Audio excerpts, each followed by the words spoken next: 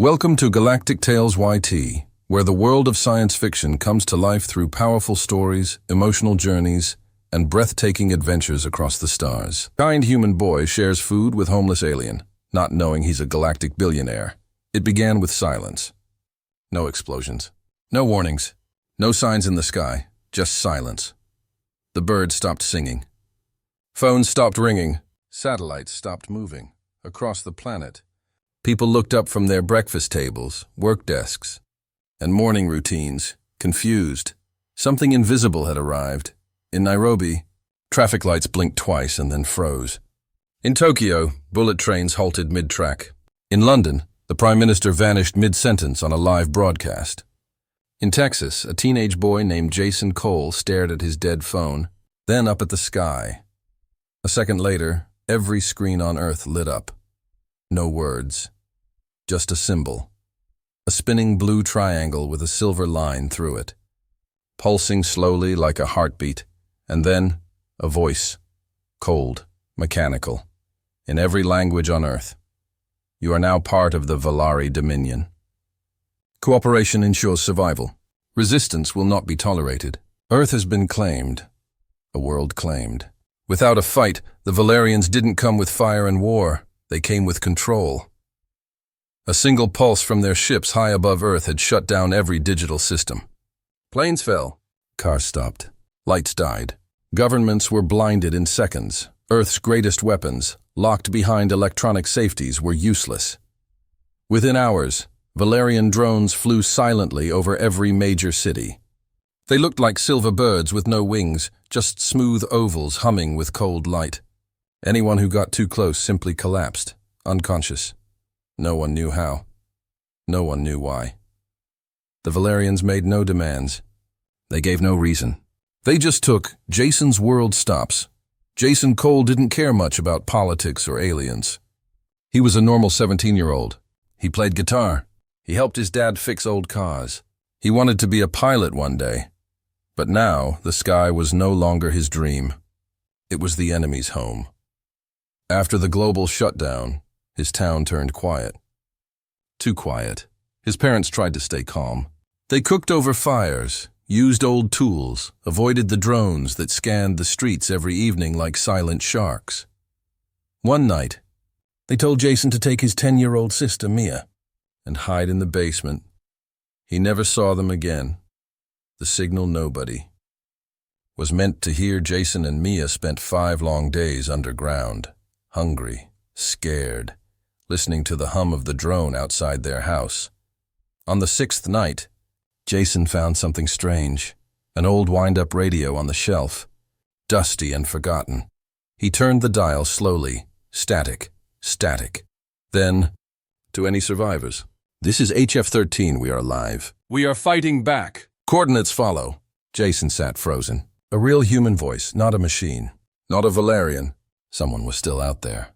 HF-13. He didn't know what it meant, but he knew what it felt like. Hope. Earth is not what they expected. The Valarians thought humans were simple, weak, disorganized. They were right about one thing. Humans are chaotic, but they forgot the rest. They forgot humans are angry. They forgot humans are clever. They forgot humans never give up. Across Earth, strange things began to happen. Old weapons, non-electric, started working again. Farmers turned barns into bunkers. Teenagers like Jason began forming hidden groups. Even scientists who had never picked up a gun started building secret devices in underground labs. Some used solar power. Some used sound. Some used ideas the aliens couldn't understand, like sacrifice, love, and revenge. The Valarians didn't understand these things, but they would. Jason's first step into the new war. Jason didn't feel like a hero. He was just a scared boy with a map, a backpack, and his little sister by his side. But he had something the Valarians didn't expect. He had human instinct. He had rage. He had nothing to lose. As he stepped out of the basement for the first time, a drone hovered nearby. Jason stared at it, not with fear, but with fire in his eyes. The drone scanned him once, then moved on. Jason whispered under his breath, "You're gonna regret." Coming here, he didn't know how yet, he didn't know. When but Jason Cole, just one human, boy, was about to show the Valerians that they made the biggest mistake in the galaxy. They messed with humans. HF-13, the hidden resistance begins. The coordinates led to a mountain, but not just any mountain. It was dark, cold, and silent, like the world had forgotten it existed. No roads, no signs. No movement. Jason Cole stood at the edge of it, staring up at a steel door hidden behind a thick wall of ivy. Behind him, his little sister Mia shivered under her hoodie. Eyes wide, Jason stepped forward and knocked. Nothing. He knocked again. Still nothing. Then he spoke out loud, unsure if anyone was even listening. HF-13, we heard your message. We're human. We're alive. Suddenly the ivy moved. No wind, no animals. Just movement, like it heard him. A voice crackled from a hidden speaker. Name? Jason Cole from Texas. You're late. The steel door slid open without a sound. Welcome to the underground. The inside was not what Jason expected. It wasn't a bunker. It wasn't a cave. It was a lab, built into the mountain rock, glowing with strange blue lights and humming machines. People in old army jackets and lab coats moved fast, eyes tired but focused. A woman with a metal arm met them at the door. Her face was scarred, but her eyes were sharp. Welcome to HF-13. I'm Dr. Rhea Miles. You're not just survivors anymore. You're recruits. Jason swallowed hard. Wait. Recruits for what? She smiled. For the war humans haven't started yet. A broken world. A growing fire, Doctor. Miles led Jason and Mia through the base. She explained everything. The Valerians were part of a group called the Eon Corps. They didn't kill worlds. They collected them. They took over slowly, quietly, and permanently. HF-13 was one of the last independent resistance hubs left on Earth. There were 12 others at first. Now only HF-13 remained. We've been watching, Miles said. Looking for people who still fight. People like you, Jason frowned. I'm not a soldier. No, she said. You're something better. You're angry. You're clever. And you care. That's what the Valerians didn't get. They understood strength. But they didn't understand heart. Humans learn fast in just a few days. Jason trained with the resistance. He learned how to move without sound. How to spot a drone before it spotted him. How to use old tools in new ways. Low-tech devices the aliens couldn't block. Mia helped in the comms room. She had a gift with radios, cracking alien signals no one else could hear. One night, she picked up something strange. Eon command to all units. Unrest detected in Sector 3. Possible human uprising. Investigate. Eliminate. Jason looked at Dr. Miles. Sector 3 was just a few miles east. You think there are more like us out there? He asked. Miles nodded. I don't think. I know. Why humans are dangerous. The next day, Jason and 2 others from the base were sent to Sector 3 to investigate. They traveled through forests, avoided patrols, and finally found it. An old supermarket, half burned. Mostly buried, but inside. 10 survivors. Starving, scared, still human. Jason gave them food. Told them about HF-13. One man asked, "What chance do we even have?" Jason looked around and said something he hadn't believed until that moment. We don't need to win tomorrow. We just need to show them one thing. That humans don't quit, and that's the real danger to the Valerians. They came for a planet of scared, weak creatures. What they got? A planet full of fighters. The fire spreads. Jason returned to HF-13 with the survivors. Word spread. Other pockets of resistance. Heard the radio codes. Humans. Started rising. Old hunters in the forests of Alaska. Engineers in the caves of South America. Teenagers in burned down. Cities using fire and slingshots. They didn't have much, but they had fire. They had rage. They had each other. And from the stars, the Valerians finally noticed something they had never seen before. A planet that refused to die. They wanted slaves. They got warriors. The Valerians had a word for humans. They didn't say it in public. Not on the record. Not in their official reports to the Eon Corps. But in private. They called humans the wilds. Unpredictable. Illogical. Emotion-driven animals that refused to follow the usual rules of conquest. Every time the Valerians thought they had control, something strange happened. A city blacked out, but then reappeared online using a 200-year-old Power plant. A captured human escaped by pretending to be dead, only to return days later leading a full ambush. 1. Valerian officer reported, "They're not advanced, but they're dangerous. They're too alive." Jason's new mission. Jason Cole stood in front of the mission board inside HF-13. He had a weapon now, not a gun. Those didn't work anymore.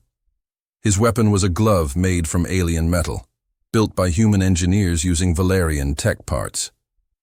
When he clenched his fist, it sparked. Electric punch, Dr. Miles had called it. Crude but effective. Jason didn't care what it was called. He just wanted to use it. A new location had gone dark. HF-9, another human outpost. Another possible loss. Miles placed a hand on his shoulder. "Take a team. Find out what happened. And Jason, bring back whoever's left." Jason nodded once. "We're done losing." Blood on Snow HF-9 was located in the Arctic zone, hidden deep beneath frozen cliffs and miles of ice. Jason, Mia, and 2 resistance scouts flew in on a stealth glider built by scavenging crashed Valerian drones. They landed in silence. But something was wrong. The snow was not clean. It was marked with black stains, oil, ash, and blood. Jason held up a hand to stop the group. Then, a sound, scraping. They turned to see a figure crawling from a crack in the ice, a teenage girl covered in frost, eyes wide with terror. "They didn't want information," she gasped. "They wanted DNA." "What?" Jason asked. "They're not here to enslave us. They're here to study us." Human emotion, the unknown weapon. The girl, whose name was Lena, explained. The Valerians had captured dozens from HF-9, but instead of killing them, they strapped them into machines, tubes, wires, scanners. They said our biology was unstable, she whispered. Too reactive, too fast, one Valerian scientist had screamed during the tests. He felt something no alien had ever experienced. Fear. The humans weren't just resisting with weapons. They were fighting with emotion, rage, grief, hope, things the Valerians didn't understand.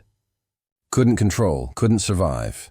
The lab of horrors. Jason and his team found the underground lab. It looked like a hospital, but built with smooth alien walls. Inside were glowing pods, and humans inside them, still breathing. Jason saw their faces twitch, dreaming, screaming silently. He turned to the others. "We're ending this, now." Using Mia's skills, they hacked the system. With Lena's help, they shut down the life support that kept the Valerian experiments running. Then they freed the captives. One man, older and badly bruised, took Jason's hand and whispered, "I dreamed. I was burning, but I was still standing, and they were the ones afraid." Jason realized something important. They came to break us, but we broke them. Message sent. Before leaving, Jason recorded a message using the Valerian transmitter inside the lab. He stared straight into the alien camera. His face was calm. His voice was clear. "You wanted slaves. What you got was a fight you'll never understand." He paused. "This planet doesn't belong to you, and neither do we." Then he smashed the transmitter with his electric glove. Signal sent. Message clear. The aliens tried to copy us, and that's when they failed somewhere far above Earth. Inside a Valerian science cruiser orbiting the planet, silence filled the dark lab. Silver tanks lined the walls.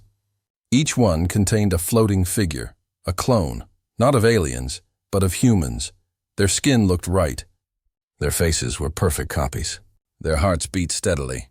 But something was wrong. A tall Valerian scientist named Vrexor, leader of the Eon Core Genetics Division, watched one of the clones convulsing in its pod. Sparks jumped from the wires connected to its neck. "Why can't they stabilize?" a junior alien asked. Vrexor replied with a cold voice, "Because we copied their shape, but not their soul." A dangerous idea. The Eon Core thought they could end the resistance by building something better. Fake humans, obedient, cold, controlled. The plan was simple. Send these clones into human bases, gain trust, learn secrets, and destroy from inside. But no matter how perfect the body, each clone failed. They couldn't mimic the fire behind human eyes. They couldn't fake emotion. They couldn't understand why humans fight when they're already broken.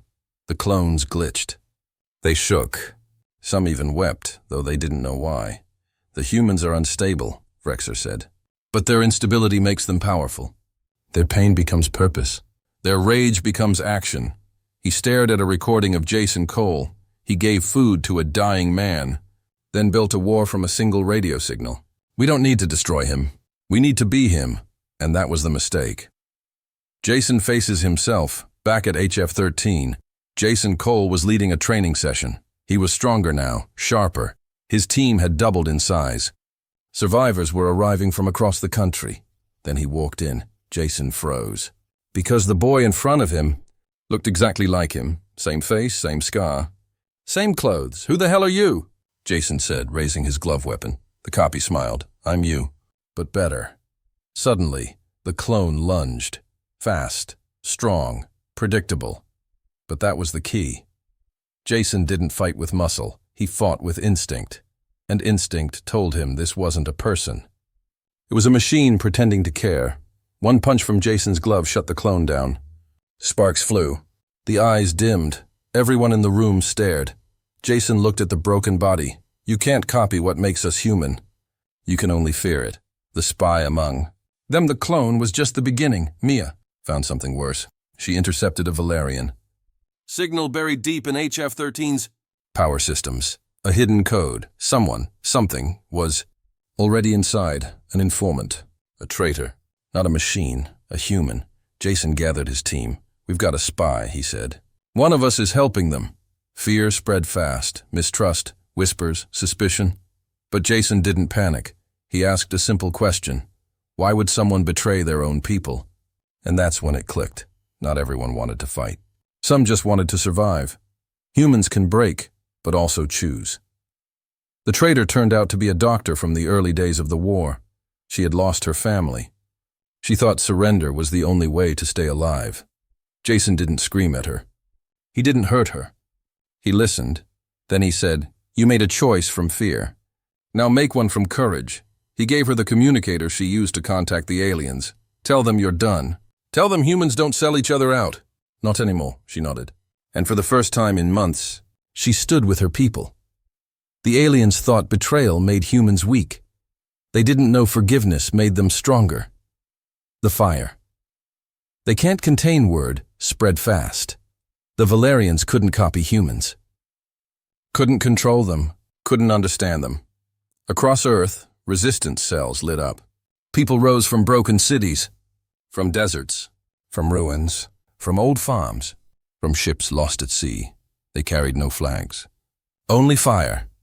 Not fire that burns cities, fire that burns in the heart, and from their ships above, the Valerians watched something new rise from the ashes, a united human spirit. And suddenly, for the first time, the Eon Core felt something ancient and rare. Doubt. You wanted war?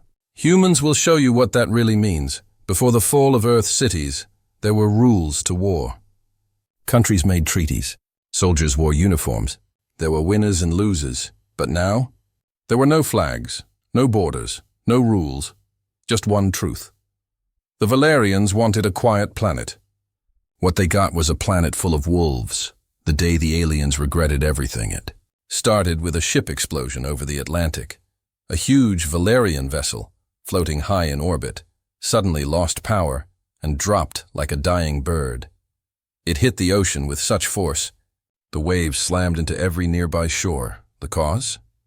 Not a missile, not a space attack, just one old cargo plane.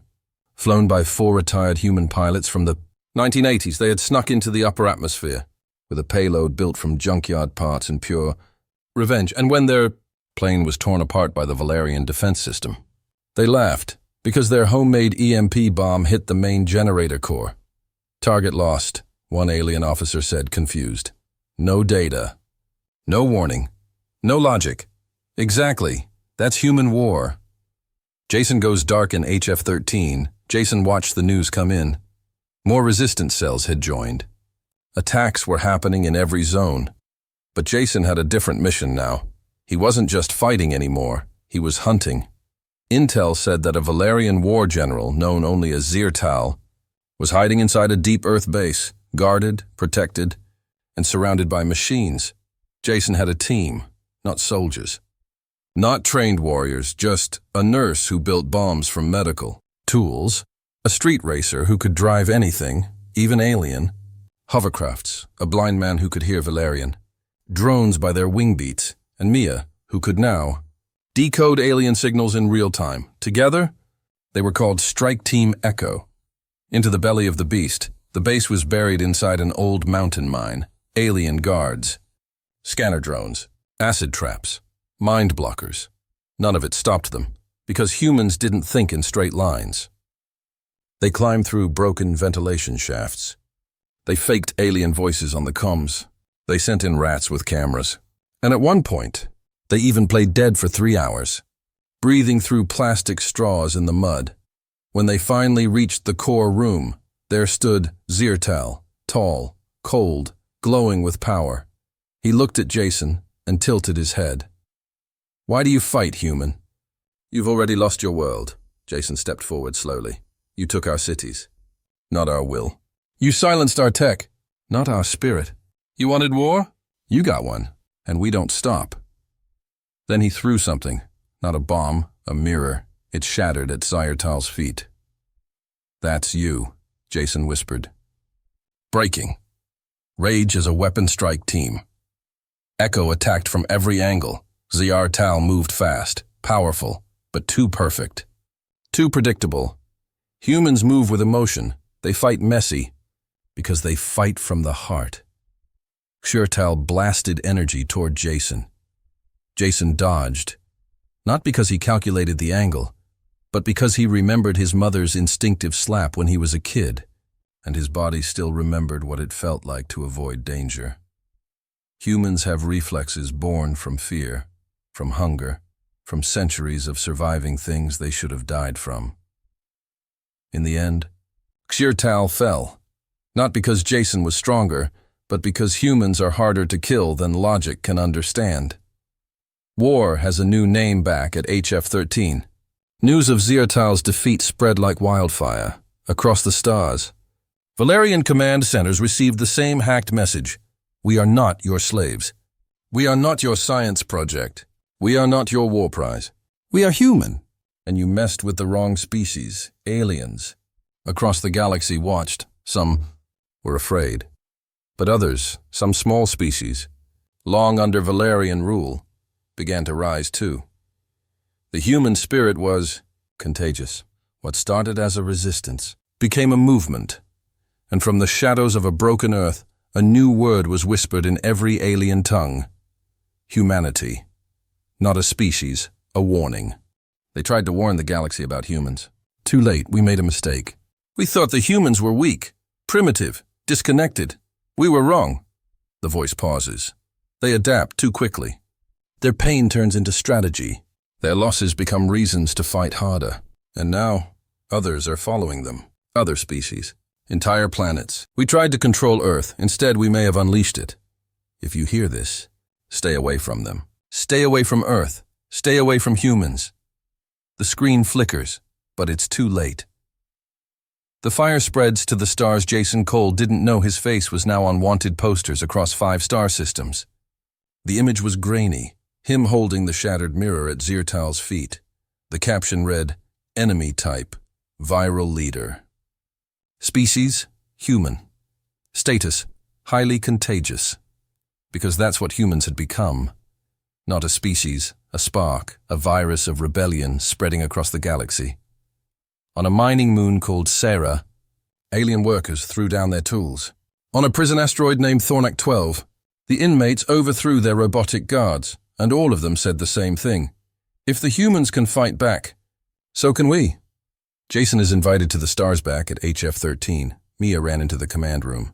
Holding a blinking disc, Jason looked up from a pile of maps and resistance plans. "What now?" he asked. She grinned. "We just got an invitation." "From off-world," Jason blinked. "Wait, what?" The message was from a species called the Trinula. Peaceful, long oppressed, now ready to stand. They had a ship. They had a plan. And they wanted Jason to lead a council of rebels from multiple species. "You're not just Earth's problem anymore," Mia said. "You're the galaxy's solution." Jason stared out the window at the stars. Guess it's time humans go. Interstellar. The Galactic Shadow Meeting. They met in a hollowed-out asteroid. Surrounded by camouflage drones, Jason stood at a round table with species he'd only read about in alien reports. The Tharnics, 8-limbed miners from asteroid belts, the Ilari, glowing telepaths from water worlds, the Braxians, huge, armored beasts once used as soldiers. They all looked at the human, and they waited. Jason said just one thing. You want to win? You don't fight like soldiers. You fight like humans. Dirty, smart, emotional. You fight like you've lost everything because then you've got nothing left to lose. No one spoke. Then the Tharnics leader nodded. Show us. How? Operation Wildfire. The plan was bold, crazy, impossible, which meant it was perfectly human. They would hit 3 Valerian strongholds at once, not with firepower, but with chaos. On planet Veltron, they hacked the broadcast tower and played a human lullaby for 12 hours straight. It drove the command center insane. On Moon Delta 9, rebel aliens dropped thousands of mirrors from the sky to reflect Valerian sensor beams back at them. On Station Orion Vault, Jason and Mia used stolen access codes to unleash every prisoner in the holding cells and give them weapons. Not one plan followed traditional tactics. Everyone worked. Humanity cannot. Be contained back in Valerian command. Panic spread. They are not coordinated, one general shouted. They have no fleet, no central leadership. How are they everywhere? Another answered with trembling hands. They've become an idea, and you can't shoot an idea. You can't lock it in a cell. You can't erase it from code. You can only hope it doesn't reach your people. But it already had. Valerian soldiers started. Hesitating, some refused to fire on civilians. Some disappeared, later found helping rebel camps. One squad even saluted a human convoy as it passed. The line had been crossed, and there was no going back. This is what happens when you push humans too far. It was quiet. Not the silence of peace, but the silence before everything breaks. From orbit, the Earth looks small again. Beautiful, blue, wounded, but still burning with light. And far above it, in the black void of space, a Valerian fleet of 500 warships waited, ready to end the human rebellion once and for all. They had a name for it. Operation Final Cleanse. One final attack. One final silence. But inside the Valerian command ship, a warning light blinked red. A soldier stepped forward, pale, shaking. Commander, the humans. They're already here. Jason Cole's final transmission back on Earth, inside a hidden mountain base. Jason stood in front of a cracked camera lens. His hair was longer now. His voice was calm. But his eyes were fire. He pressed record. To the galaxy watching, and to the Valerians listening. This is your last chance. He held up an old photo, his parents, smiling in the sunlight. A memory, a loss. You took our cities. You took our leaders. You took our families. He leaned closer to the screen. But you forgot something. Humans don't break. We bend, and then we come back swinging. He smiled, small, quiet, dangerous. You pushed us too far. Now watch what happens next. War in the void. The battle didn't start with a shot. It started with a signal. Mia, now leading Earth's orbital comms, jammed every Valerian channel. Their ships went blind. Their weapons glitched. And from the dark side of Earth's moon, hundreds of small, ugly, cobbled-together human ships appeared like ghosts. Not fast, not shiny, but deadly, because they were flown by people with nothing left to lose. Retired pilots, ex-prisoners, teenagers, who learned to fly using simulators in junkyards. They didn't fly like soldiers, they flew like madmen with purpose. And the Valerians? They didn't know how to fight that. Ground war, unstoppable spirit on. Earth's surface, rebel groups from over 50 countries attacked in perfect chaos. No leaders. No orders, just instinct in jungles. In deserts, in frozen ruins. They fought with fire, sound, shadows, even sticks and stones. But each one carried the message. We are still here. We are human, and this is our home. Valerian ground troops began falling back. Some ran, some surrendered. One high-ranking commander removed his helmet, dropped his weapon, and said, "We were told you were weak." We were told wrong. The moment the war turned, the flagship, Vrexor's command vessel, was breached. Not by a fleet, by one shuttle. Jason Cole and Strike Team Echo boarded through a maintenance port, fighting room to room. No superweapons, just grit. Jason reached the central control hub, where Vrexor, the mastermind of Earth's invasion, stood waiting. "You're too late," Vrexor said. "We've started a planetary shutdown code," Jason smiled. "So have we." Outside, a chain of nuclear-powered space beacons activated, human-made tech, built in secret. They lit up the sky with an energy field that disabled every Valerian ship one by one. They fell, not in flames, but in failure, a voice that echoes. Forever, Jason walked to the ship's intercom system. He didn't scream, he didn't threaten, he just spoke to every surviving Valerian on every channel. "You wanted to wipe us out. Instead, you taught us who we are." He looked at Mia, at the bruised, bloodied fighters beside him. "At the Earth, shining through the viewport. We're not perfect, but we are. Something you'll never understand." He paused. "We fight not because we hate you, but because we love each other. That's what happens when you push humans too far." Finale, 1 week later. The galaxy changed. The Valerian Empire collapsed. Small species rose up everywhere. Earth was no longer just a planet. It was a symbol, a story parents told their alien children before bed. If you ever find yourself surrounded, alone, or broken, remember the humans. They were once knocked to the ground. But when they stood back up, the stars themselves trembled. The end. If you enjoyed this video, like this video, subscribing, and clicking the bell icon to stay updated with fresh content every day.